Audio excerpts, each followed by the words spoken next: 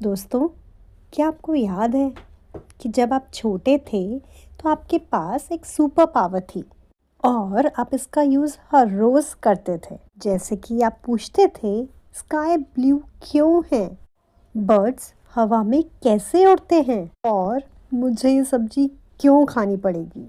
लेकिन जैसे जैसे हम बड़े होते गए ना, एक अजीब चीज़ होती गई कि हमने सवाल पूछना ही बंद कर दिया। हमने बस चीज़ों को एक्सेप्ट करना सीख लिया कि हाँ, ये तो ऐसे ही होता होगा, या फिर हाँ, ये तो ऐसा ही है। ज़रा सोचिए कि अगर न्यूटन ने वो एप्पल बस खा लिया होता तो हमें क्या कभी ग्रेविटी समझ में आती? उन्होंने बस एप्पल गिरते हुए नहीं देखा, उन्होंने पूछा क्यों। दोस्तों, क्वेश्चंस पूछना क्यों या वाई पूछना बिल्कुल भी इरिटेटिंग नहीं है। ये तो प्रॉब्लम सॉल्व करने की चाबी है। ये कंफ्यूजन और नॉलेज के बीच का ब्रिज है। जब आप चीज़ों को एक्सेप्ट करते हो ना, तो आप वहीं रुक जाते हो। लेकिन जब आप क्यों पूछते हो तो नई पॉसिबिलिटीज़ का दरवाज़ा खुल जाता है आपके लिए। तो आज अपने आसपास की दुनिया को सिर्फ देखो मत, थोड़ा क्यूरियस बनो, थोड़ा जिज्ञासु बनो और सवाल पूछो क्यों। क्योंकि सही जवाब आपकी लाइफ चेंज कर सकता है। इसी के साथ शुरू करते हैं अपना इंग्लिश का टॉपिक, वाई।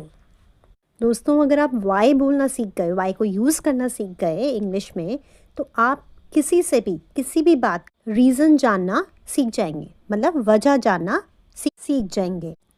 जब हम किसी की हालत या फीलिंग्स का रीज़न पूछते हैं, जैसे वाई इज़ ही सैड, वो उदास क्यों है, या फिर why is the door closed, दरवाज़ा क्यों बंद है, या फिर जब हमें किसी के काम या आदत का रीज़न पूछना हो, जैसे why do you study English, आप इंग्लिश क्यों पढ़ना चाहते हैं, why do you like T, आपको चाय क्यों पसंद है। ऐसे क्वेश्चंस में वाई के साथ हमेशा डू यूज़ करा जाता है।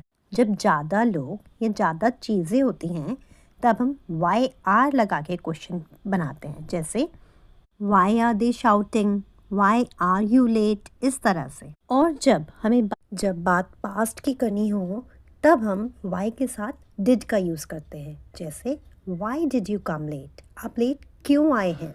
वाई डिड शी क्राई, वो क्यों रोई थी। तो डिड हमेशा पास्ट के लिए यूज़ करा जाता है, इसलिए यहाँ पर वाई के साथ भी डिड का यूज़ करा जाएगा। अब दोस्तों, एक कॉमन इंडियन मिस्टेक जो हम लोगों से हो जाती है कि अगर हम बोलते हैं वाई यू कम लेट या फिर why did you come late, क्योंकि यहाँ पे डिड ने एक हेल्पर वर्ब की तरह काम करा है, इसलिए यहाँ पे डिड का यूज़ करा जाए। दोस्तों, ऐसे इजी इंग्लिश कंटेंट के लिए जुड़े रहिए हमारे चैनल के साथ। तब तक अपना ध्यान रखिए। Thank you for watching. धन्यवाद।